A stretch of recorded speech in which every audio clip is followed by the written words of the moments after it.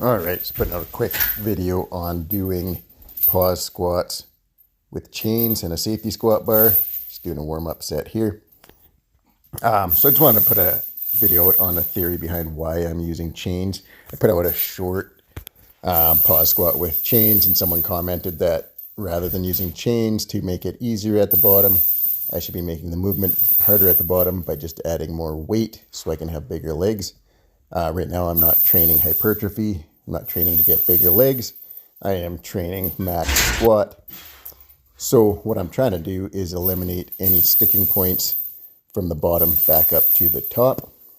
Trying to teach my body to and my nervous system to drive as hard as possible from the bottom back up to the top, even though the weight is increasing. It's like being in a car applying the brakes.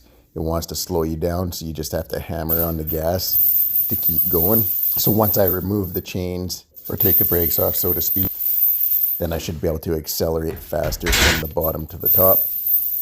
I'm using the safety squat bar. I got it flipped upside down so the sleeves actually stick straight out in front of me, about 1.5 inches, 2 inches.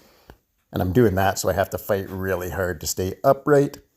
Someone else commented on my last video that I need to continue to strengthen up my glutes and my core, which is 100% spot on.